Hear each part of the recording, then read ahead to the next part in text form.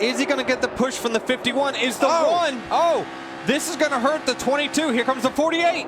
Sadler down below the line, slides back up in front of his teammate Justin Allgaier. He got out there. He got out there. Stay on the 1. It's okay. The 48 has got to stay close, tight to the 22 here to have a chance. Bounce you out.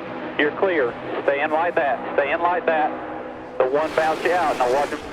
How did Elliott Sadler get back on the road and not lose any ground? He's going to have a chance to win this race. If he pulls high. Joey Logano gets turned. Elliott Sadler drives through. They're crashing big time at the line. Brennan Poole, first career win at Talladega. How about that for Brennan Poole? And a big hit from Blake. Huge crash. Joey Logano with damage. The same for Blake Cook. What a great win for Brennan Poole. 26 1,000ths of a second. I think I'm going to puke. You're not the only one. That's so great. That's how much emotion these drivers have. Unbelievable. I mean, he's worked his whole life for this moment to win on the main stage of NASCAR. When you were up front, you were so vulnerable to being pushed around by the person behind you, and that's exactly what happened. Watch Elliott. A great move to the outside. We're going to block you there. I got to go low. Elliott Sadler did everything he had to do to win this race. Top, stay top. Come to the checkers. Come to the checkers. We'll see the review, but we should have got it right there, man. Nice work. NASCAR is still reviewing the finish, and they will have all of our angles at their disposal to confirm that it was the 48 at the start-finish line. What would you anticipate they're looking at? Because I never saw the caution lights come on, and the only thing I can think of is that NASCAR would have deemed the caution lights came on before they got to the start-finish line, and Poole was not leading at the time of caution. That's possible. So the wait, it lasts a little longer for Brennan Poole. It's going to make the moment so much special. Yeah, we actually see the 1 actually sitting at the start-finish line as well. You know, maybe he thinks he has a shot. I'd like to see a shot of when that caution came out or when the lights came on and kind of sync that with what car was out front. What's going to transpire here? There's the caution. Here's Elliott Sadler. Watch for the caution light to come on. Elliott Sadler wins it at Talladega. Unbelievable. How about that? The birthday boy, Mike. Wow, that is so special. And a great job by NASCAR. They said they use every piece of evidence they can find to determine the winner on the last lap. Elliott Sadler was clearly ahead when the caution happened. You just witnessed a wild finish at Talladega. We'll be talking about this one for quite some time. We go to overtime, Larry, and it ends under caution. Yeah, I mean, you can say blocking was going on, you can say shoving, but the biggest thing was going on is the checkered flag was waving for these drivers. You see Logano moved up. He did get pushed a little bit right there, and right about here is going to be the moment of caution. You see the yellow light. I'm not going to say that's right. I'm not going to say that's wrong. I question why we didn't let them race it to the end right there. Earnhardt Jr. just knocked the back bumper cover off of Matt Kenseth. Yeah, what happened was, oh boy, what happened was that slow car got in their way and he tried to shoot him by him before they got to the turn. Hard to counsel patience when there's just 4 laps to go. I mean, look at them here. They're 5 and 6 wide down the back stretch. But what you don't realize is that they're banging into each other at 190 miles an hour. Here comes Junior. He's got to run. Kenseth tried to close him off. That's going to be borderline, guys. It's going to be borderline. Poor Matt Kenseth is getting pushed by everybody. And he and Jimmy Johnson got shuffled back in all that. Boy, I don't know. That was a pass under the line. I don't know what we're going to see here. It would be very unpopular to black flag him. NASCAR has called Junior's pass a clean pass. This is for the win. He has about 1/4 of a lap to go. Remember, the start-finish line is way down headed into turn 1. It's not in the center of the trial. You can't do it, Larry. You can't make it. You're not going to pull out and pass him with a single foul.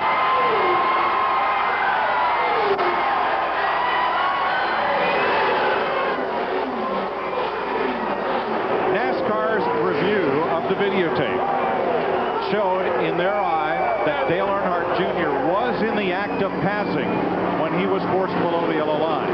So the pass holds. Earnhardt's first to the checkered flag, and he goes to victory lane. Now, let's show you what NASCAR saw as they made their decision that Earnhardt Jr.'s pass was legal. He was pretty much all the way to Matt Kenseth door to door when he was forced down below the yellow line. we emphasize to the teams that it's a judgment call, and you cannot advance your position by going below the yellow line. In this particular instance, Dale Earnhardt Jr. had advanced his position. He had already passed the 17 car before he went below the yellow line. Richard Brickhouse is really turning it on. Last time around, 195 miles an hour. Richard Brickhouse in the Dodge Daytona, and he is really pouring on the coal here. The checkered flag is cocked and ready. Richard Brickhouse of Rocky Ford, North Carolina, moving down through the west turn. The checkered flag is down, and your winner, Richard Brickhouse. Confetti going up from the crowd as Brickhouse takes the win. An historic moment in NASCAR. But wait, we end this weekend of disagreement with a protest. To this day, Vandiver and his car owner are convinced Brickhouse was a lap down. Jim Vandiver in the lead. Here's Richard Brickhouse getting around Jim Vandiver as he goes around. So that gives him advantage there. He's made up one of those laps, Ned. That should put him back in the same lap with the leaders, Bob. I had a lot of people in my pits that helped me keep track of the cars that's on the racetrack. So I knew where mine was all the time. And it led for many, many laps. When you lead, and you lead at the end, you've won the race. Brickhouse gets around with that slingshot. He leads the race with Jim Vandiver riding in the number 2 position. I was leading the race, and Brickhouse was back in there somewhere, and he comes up and passes me. Well, I didn't try to block him. I know all that does is put him back in the same lap. I could see Jim Vandiver ahead of me, and all I had to do was pass him, you know, just pick up a speed a little bit, which I did, and that's what I did the last 11 laps. I was upset, yeah, and we were all upset, you know, because, I mean, we knew we won the race. There's no doubt about it. Jim, I don't want to hurt your ego, but I was just playing with him. I was just trying to make a race. I mean, it makes a good story for them, but it just didn't happen. Let's face it, I won the race, no doubt about it. Everybody knows it.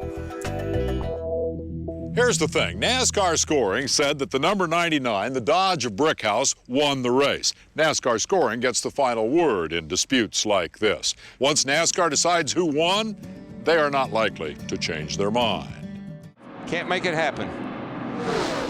Has about 2,000 feet to the finish line to win the Bud Shootout for the first time. Hamlin low, Busch up high. Here they come, 3 wide to the stripe, and the winner is probably Kurt Busch, because Denny Hamlin went below the yellow line. Yeah, that was definitely, he advanced his position by being out of bounds. There's no question on that one. It is legal for Newman to run him down to the line, and Hamlin probably had one of 2 choices: go below the line or wreck Ryan Newman. Who will go to victory lane? That is the question NASCAR officials will decide for us. From the Goodyear blimp, let's have a look at the run to the checkered flag.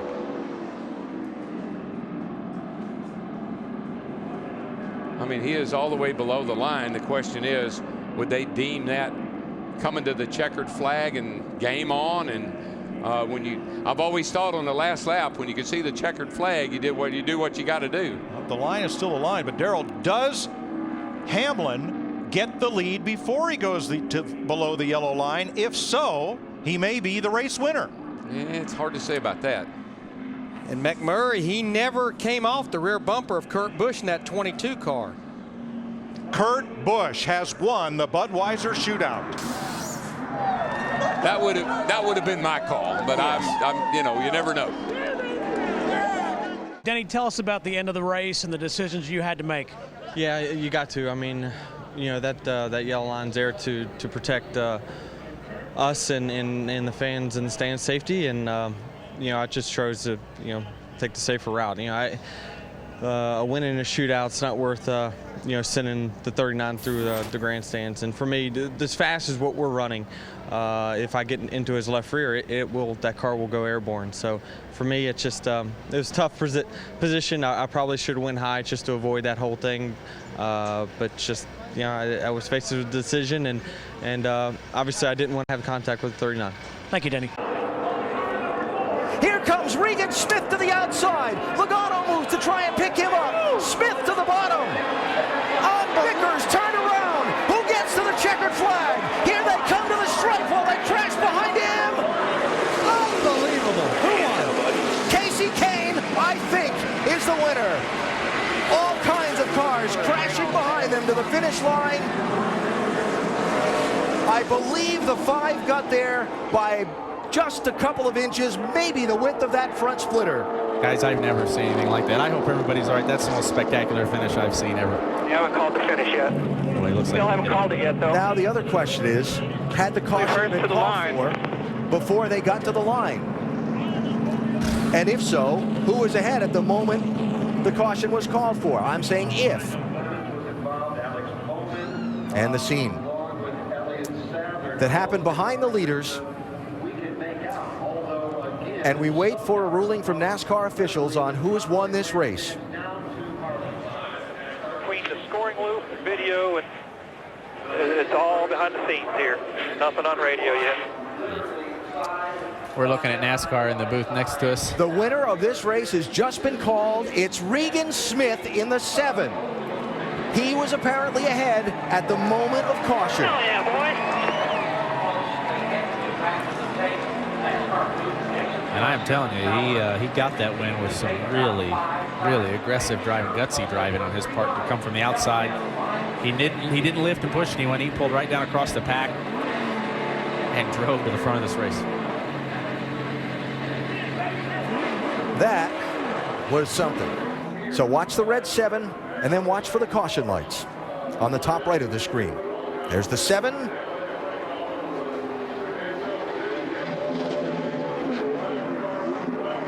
Barely ahead of the 22. Wow. And there it is. The moment the race finished. At that point, Casey Kane was, what, 3rd?